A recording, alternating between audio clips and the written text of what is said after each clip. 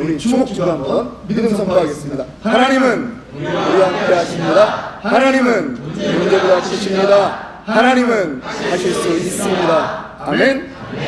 네, 감사합니다. 저와 함께 신학 공부하셨고요. 우리 큰소나무 교회를 담임하셨던 우리 정종원 목사님 나오셔서 오늘 새 것이라고 하는 제목으로 말씀 전해 주실 텐데요. 당상에 올라오실 때까지 여러분 새해 첫 번째 강사님을 모셨습니다. 뜨거운 박수로 환영해 주시면 감사하겠습니다.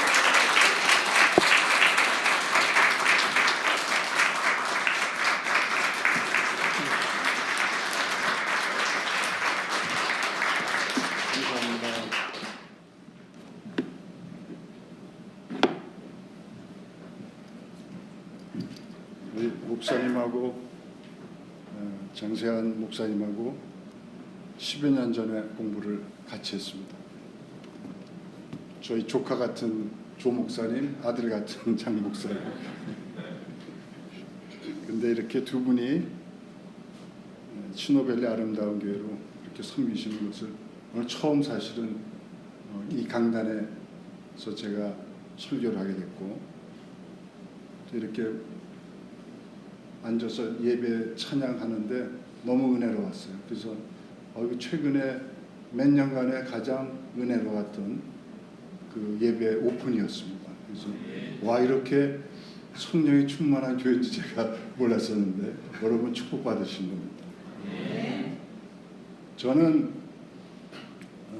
직장 생활을 오래 했습니다. 그리고 나이 먹어서 60 넘어서 신학 공부하고, 그래서 우리 조 목사님도 만나고 아들 같은 또 우리 장세한 목사님도 만나고 많은 또 목회자님들을 학교에서 만났는데, 예수님 믿고 나서 가장 항상 생각하는 게 있어요.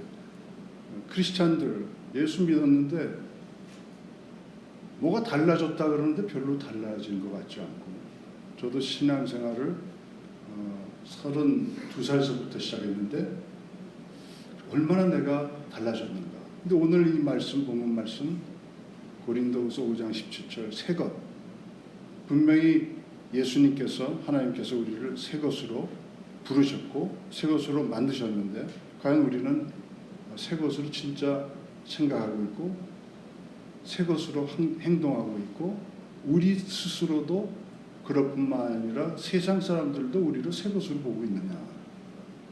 그것이 항상 마음속에 있는 퀘스천이에요.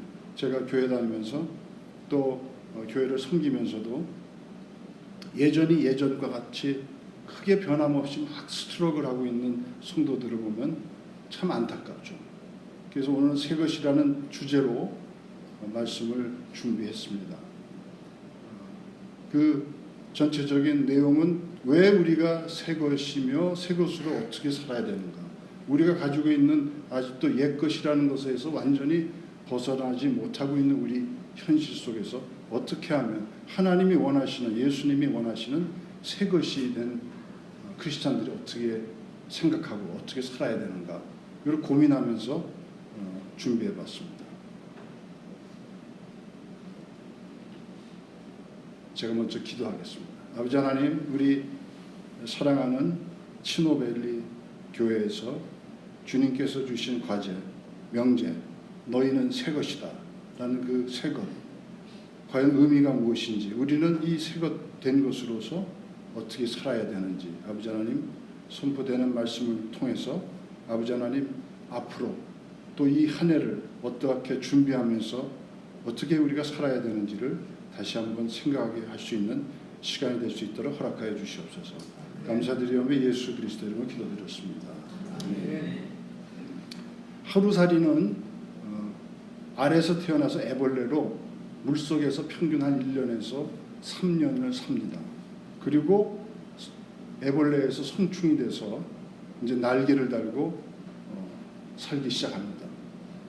그런데 이제 날개를 달고 세상을 날면서 살 수 있는 성충이 됐는데, 성충이 되는 순간 입이 없어진다고 합니다.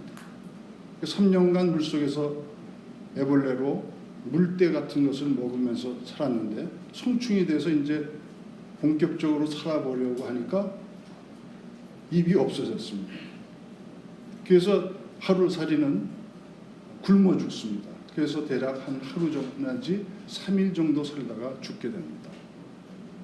그리고 살아있는 그 하루 동안에 하루살이 성충이 하는 일은 짝짓기를 해서 다음 세대를 보존하는 일만 하고 세상을 뜹니다. 그것이 하루살이의 삶입니다. 그러면 우리들 사람이 살아가는 것은 과연 어떤가? 저희들은 아침이 되면 해가 뜨면 일어나서 낮 동안에 일하고 저녁이 되면 집으로 돌아가서 휴식을 취하고 밤이 되면 잠을 잡니다. 그 과정을 매일 반복합니다. 결국은 일어나는 것은 이제 새로 태어나는 것이요. 밤이 되면은 자는 동안 아무것도 할 수 없으니까 죽은 거나 다름없습니다. 그렇게 매일매일을 살았다 죽고 살았다 죽고를 반복하면서 살고 있는 것입니다. 우리가 사는 것은 하나님이 정해주신 그 수명만큼 60년을 사느냐 80년을 사느냐 혹은 일찍 죽어서 30살에 살았느냐 결국 매일매일을 살면서 그 날짜만큼 그 연수만큼 하나님이 주신 정하신 날짜만큼 연수만큼 더도 덜도 아니게 살다가 가는 것입니다. 크리스찬이 되건 크리스찬이 아니건 다 누구나 똑같습니다. 사람은 누구나 어느 누구나 먹지 않고 마시지 않으면 살 수가 없습니다. 충분한 영양과 물을 섭취하지 않으면 죽습니다. 따라서 사람은 누구나 살기 위해서 먹을 것과 마실 것을 구하려고 일을 해야 됩니다. 그리고 그 많은 다른 것들이 또 필요하겠죠. 결국 사람은 일하지 않으면 죽을 수밖에 없는 것입니다. 이 모든 것들은 사람에게 필요한 것은 이 세상으로부터 공급받습니다. 누구도 이 세상을 떠나서 살 수가 없는 것입니다. 크리스찬이란 예수 그리스도를 나의 구세주로 믿고 영접하여 구원받은 자를 의미합니다. 여러분이나 저는 세상이 우리를 무엇이라 부르냐? 크리스찬이라 부르죠. 그런데 오늘 본문의 말씀처럼 크리스찬은 누구냐? 그런즉 누구든지 그리스도 안에 있으면 새로운 피조물이라 이전 것은 지나갔으니 보라 새 것이 되었도다. 이제 우리는 완전히 새 것이 되었다는 것입니다. 오늘 본문에 의하면 크리스찬이 되면 나라는 존재는 예수 그리스도를 영접하기 전에 내가 더 이상 아니라는 것입니다. 예수 그리스도께서 우리의 모든 죄를 짊어지시고 십자가에서 죽으심으로 인하여 나를 죄인 되게 하였던 그 옛사람은 다 없어지고 완전히 다른 새 사람이 되었다는 이야기입니다. 그래서 교회를 다니면서 예수 그리스도를 영접하는 누구나 다 새 사람이 된 듯한 기분을 갖게 됩니다.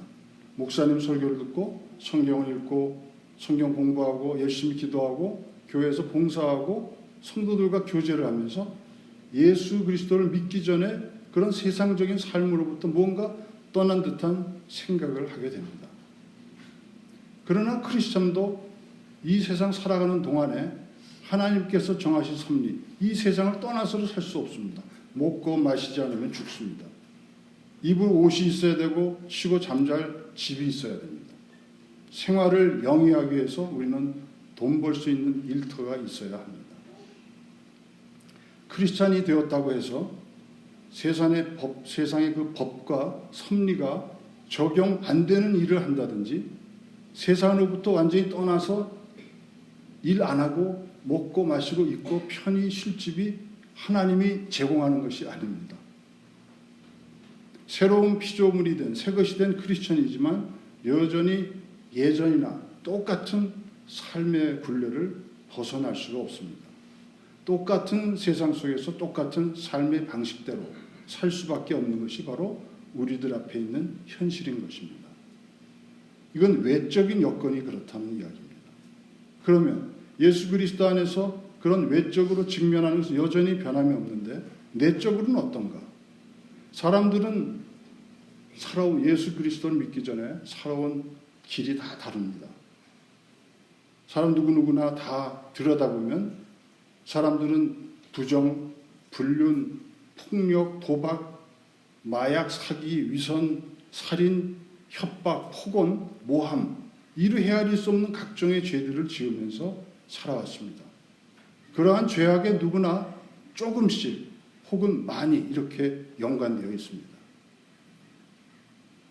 그러한 죄들을 지으며 느꼈던 쾌락도 있을 거고 공포도, 희열, 죄책감, 수치심 같은 그런 감정들, 그러한 죄들을 저지르면서 보았던 수많은 장면들이 잔상이 되어서 우리의 기억 속에 그대로 남아있음을 발견합니다. 생각하기도 싫고 보기도 싫은 그런 감정과 장면을 지워버리려고 노력하지만 마귀 사탄은 그것들을 우리의 기억의 창고에서 끄집어내게 합니다.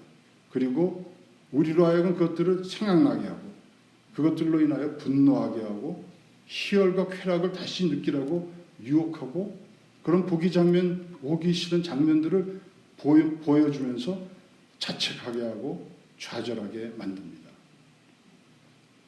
내가 과연 예수님을 믿고 새 사람이 되었는가 하는 회의에 빠지기도 합니다.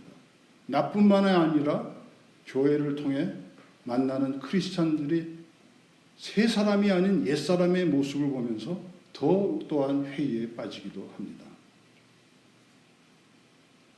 기독교 교회를 역사를 돌아보면 그 마귀 사탄의 외적인 공격 그리고 우리 모두에게 주는 내적인 공격과 유혹이 얼마나 우리 크리스찬들과 크리스천 공동체를 집요하게 무너뜨리려 했는지 우리는 발견할 수 있습니다.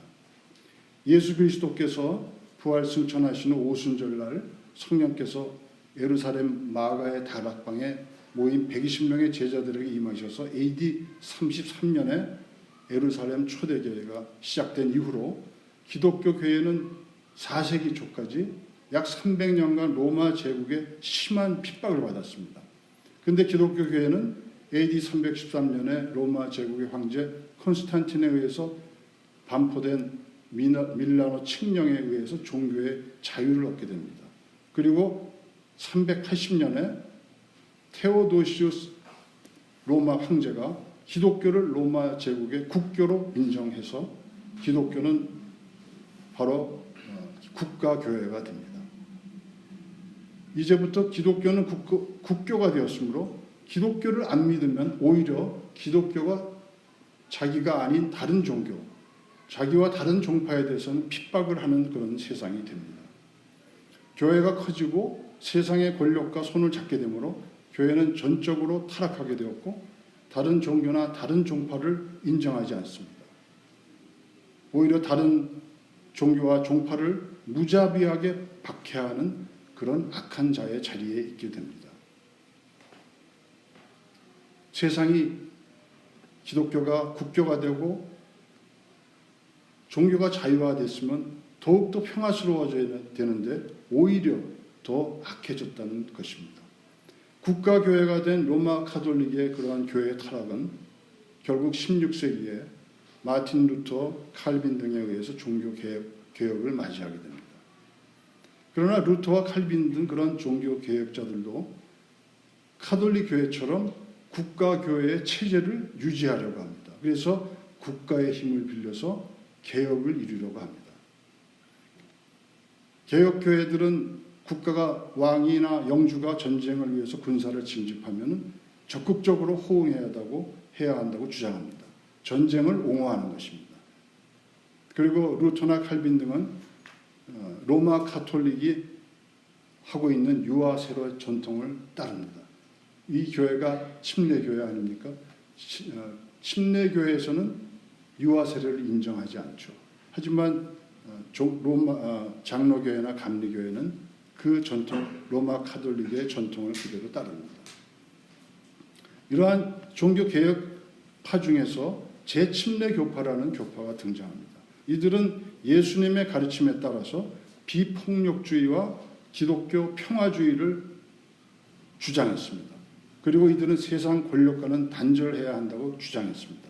국가가 전쟁에 참가하기 위해서 군인을 징집할 때 재침례교파 교회들은 징집을 거부했습니다. 재침례교파는 로마 카톨릭 교회와 루터와 잔 칼빈들이 이루는 주류 개신교 교회에서 집행되는 유아 세례를 인정하지 않았습니다. 결국 재침례교파 교회들은 로마 카톨릭 교회와 주류 개신교 교회로부터 심한 핍박을 받습니다. 수많은 재침례교파 교인들이 로마 카톨릭 교회, 주류 개신교 교회들로부터 잔인한 고문과 학살을 당하는 아주 부끄러운 기독교 흑 역사를 남겼습니다.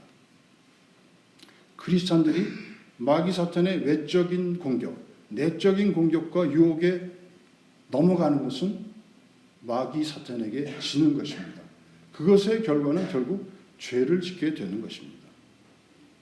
크리스찬이 되기 전에 우리는 죄인이었습니다. 그러나 예수 그리스도를 믿음으로 우리는 죄 사함을 받은 크리스찬이 되었습니다. 크리스찬이 되었으니까 이제부터 죄를 안 짓는다는 것이 아닙니다. 죄를 지어도 크리스찬이기 때문에 죄가 무조건 용서되는 것도 아닙니다. 그런데 성경은 무엇이라 했나? 성경은 크리스찬이 되어도 죄를 짓게 되기 때문에 죄를 짓지 말라고 이렇게 말씀하십니다. 요한일서 2장 1절, 요한일서 2장 1절, 나의 자녀들아 내가 이것을 너희에게 쓰면 너희로 죄를 범하지 않게 하려 함이라. 만일 누가 죄를 범하여도 아버지 앞에서 우리에게 대언자가 있으니 곧 의로우신 예수 그리스도시라. 이 말씀은 믿지 않는 자들에게 하시는 말씀입니다. 이렇게 생각할 수 있겠죠. 그게 아니고 믿지 않는 자들에게 하시는 말씀이 아니라 하나님의 자녀들, 바로 크리스천들에게 죄를 짓지 말라고 하시는 말씀인 것입니다. 요한이 나의 자녀들아 앞에 부른 호칭은 바로 하나님의 예수의 제자된 교인 성도들을 향해서 하는 말씀인 것입니다. 크리스천이라도 죄를 짓게 되기 때문에 죄를 짓지 말라고 말씀하시는 것입니다. 크리스천들은 왜 마귀 사탄의 외적 내적 공격과 유혹에 그러면 넘어가게 되는 것일까요? 왜 죄를 짓게 되는 것일까요?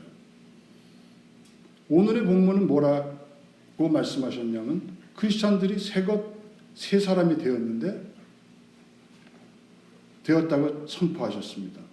그러면 왜 마귀 사탄의 유혹에 넘어가게 되는 것일까요? 그것은 크리스천들이 새 사람으로 살지 않는다라고 이렇게 역으로 말씀할 수 있겠죠. 왜? 그러면 하나님께서는 십자가에 흘리신 예수님의 피값으로 사셔서 죄인들을 새 사람으로 만드셨을까요? 만드신 목적이 무엇일까요? 왜 우리들을 새 것이라고 부르셨을까요?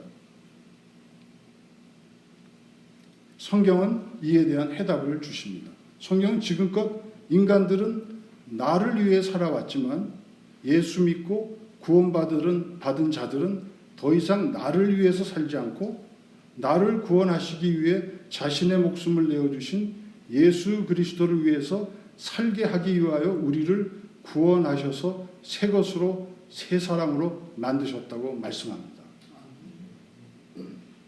결국 앞에 있었던 모든 문제들의 요인이 뭐였느냐? 우리들이 크리스찬이 되었는데 누구를 위해 살았다? 우리를 위해서 살았기 때문에, 예수 그리스도를 위해서 살지 않았기 때문에 많은 문제들이 발생했다는 그런 말씀입니다. 고린도후서 5장 14절에서 17절 말씀이 그 하나님의 말씀을 우리들에게 선포하고 계십니다. 고린도후서 5장 14절에서 17절, 그리스도의 사랑이 우리를 강권하시는도다. 우리가 생각건대 한 사람이 모든 사람을 대신하여 죽었은즉 모든 사람이 죽은 것이다. 예수 그리스도가 우리를 위해서 죽으심은 바로 모든 사람을 위해서 죽은 것이다. 우리의 모든 죄를 위해서 죽은 것이다. 5장 15절, 저가 모든 사람을 대신하여 죽으심은 산자들로 하여금, 이 산자들은 그리스도의 죽으심을, 예수 그리스도를 영접하여서 이제 부활의 생명을 얻은 우리들을 말합니다. 산자들로 하여금 다시는 저희 자신을 위하여 살지 않고, 우리를 위해 살지 않고 오직 저희를 대신하여 죽었다가 다시 사신 자 바로 예수 그리스도를 위하여 살게 하려 함이니라. 그러므로 우리가 이제부터는 아무 사람도 육체대로 알지 아니하노라. 비록 우리가 그리스도를 또 육체대로 알았으나 이제부터는 이같이 알지 아니하노라. 육체대로 이제는 생각지 않는다. 그것은 NIV 성경에서는 worldly point of view. 사람들이 비록 내가 크리스찬이 됐다 하더라도 어떻게 보고 있다? 모든 것들을 하나님의 말씀, 하나님이 주신 은혜, 사랑 그 모든 것은 어떤 관점에서 보고 있었느냐? 육체대로 worldly point of view로 보고 있다라는 거죠. 하나님의 관점에서 보고 있는 것이 아니라. 따라서 초대교회 그 세우신 교회가 로마 카톨릭 교회, 개신교 그 모든 상황을 통해서 일어났던 그 죄악들이 왜 그런 문제가 발생되었느냐? worldly point of view로 보고 있다라는 거죠. 우리가 그리스도도 그러면 어떻게 우리를 구원하신 그리스도를 보고 있느냐? 우리의 관점으로 보고 있다는 거죠. worldly point of view로 보고 있다. 육체대로 알았으나 그러나 이제부터는 이같이 알지 않아. 이제부터는 우리 관점으로 예수 그리스도를 바라보지 말고 우리 관점으로 구원을 보지 말라는 것이죠. 이제부터는 이같이 알지 않노라. 너희들이 그렇게 봤지만 사실은 그렇게 보지 않도록 내가 하겠다라는 말씀입니다. 16절. 그래서 오늘 본문의 말씀 5장 17절. 그런즉 누구든지 그리스도 안에 있으면 새로운 피조물이라. 이전 것은 지나갔으니 보라 새 것이 되었도다. 이제 우리가 스스로 우리 월드리 포인트 오브 뷰로 갖고 있었던 이 관점이 누구에 의해서 내 안에 계신 예수 그리스도에 의해서 그의 권능의 힘으로 그것을 바꿔 놓으시겠다는 거예요. 그래서 너희는 새 것이 되었는데 너희가 스스로 된 것이 아니고 바로 하나님이 우리를 새 것으로 만들으셨다는 것이죠. 크리스찬들이 그리고 크리스찬 공동체가 무너지는 이유는 그것은 바로 예수 그리스도를 위해 살아야 되는데 자기를 위해서 살았지 않습니까? 마귀 사탄은 어떻게 하든지 크리스찬들로 하여금 자기를 위해서 생각하게 하고 판단하게 하고 자기를 위해서 걱정하고 자기를 위해서 근심하고 자기를 위해서 그런 것들을 결정하도록 외적으로 내가 먹고 살아야 돼 이래야 되니까 내적으로 과거에 있었던 그런 죄악들로 인해 아직까지도 잔상으로 남아있는 이런 것들로 공격하고 유혹하는데 그것은 누구를 관점에서 보래 나를 중심으로 보기 때문에 문제가 발생되는 거죠. 그래서 우리 크리스찬들은 내가 지금 누구를 위해 살고 있는가를 항상 돌아봐야 됩니다. 나를 위해서 살고 있는가? 예수 그리스도를 위해서 살고 있는가? 구원받아서 새 사람이 되었다면 분명히 우리는 예수 그리스도를 위해서 무언가 살고 있어야만 합니다. 그런데 문제는 우리의 능력으로는 예수 그리스도를 위해 살 수 없다는 것입니다. 크리스찬이 되었음에도 죄를 지을 수밖에 없는 결정을 내리고 행동하게 된다는 것입니다. 그러나 성경은 크리스찬들이 죄를 짓게 되어도 크리스찬을 위해서 하나님께서 변호해 주실 분이 계시다고 우리에게 말씀하십니다. 우리는 깊은 고뇌 속에 있습니다. 왜? 내가 크리스찬이 되었는데도 아직도 죄의 결정을 내리고 죄의 행동을 하니까. 그러면 나는 하나님으로부터 정죄받는 게 아닌가? 하나님 나는 어디로 가야 됩니까? 이렇게 고민한다는 겁니다. 그런데 오늘 말씀은 안에는 걱정하지 말으라는 겁니다. 너희는 당연히 죄 지을 수 있다는 겁니다. 요한일서 2장 1절 다시 보면은 나의 자녀들아 내가 이것을 너희에게 쓰면 너희로 죄를 범하지 않게 하려 함이라. 죄를 범하지 말라 그래서 요한일서는 1장서부터 온 장이 보면 다 사랑하라 미워하지 말라 죄짓지 말라 나온다. 왜? 죄를 범하지 말라고. 그러나 만일 누군가가 죄를 범하여도 걱정하지 말라. 아버지 앞에서 우리에게 대언자 변호사가 있다라는 겁니다. 누구냐? 바로 예수님이라는.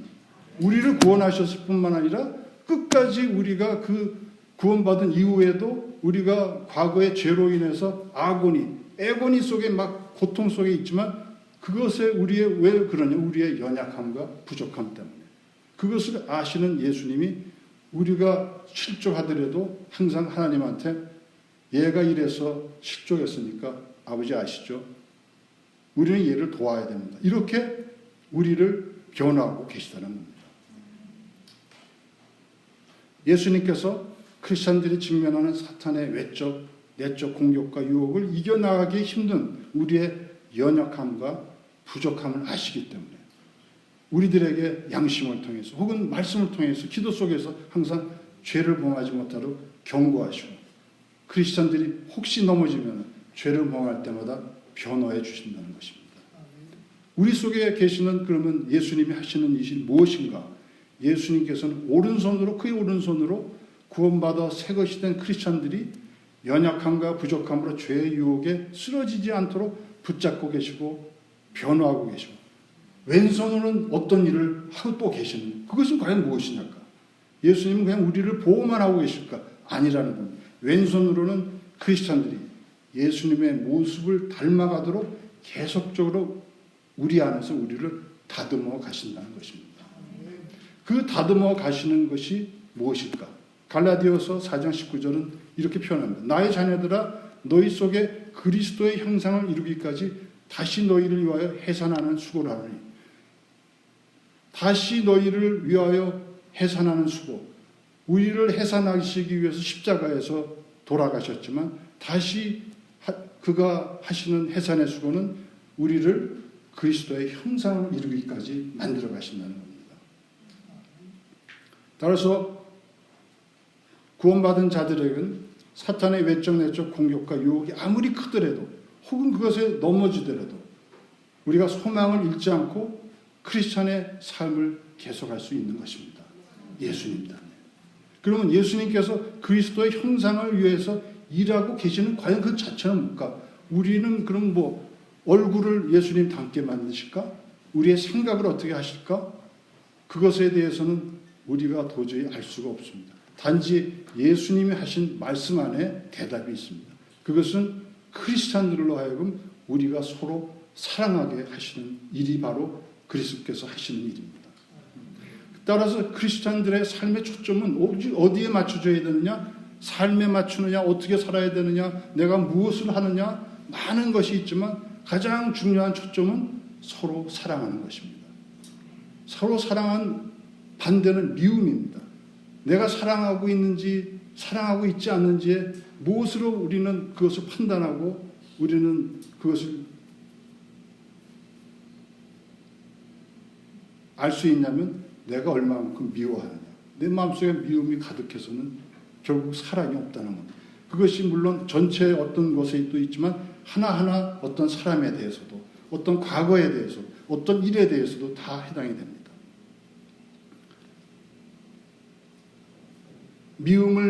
미움이 생겼다는 건 내 사랑이 그만큼 뭔가 메말라가고 있다든지 뭔가 떨어지고 있다는 거겠죠.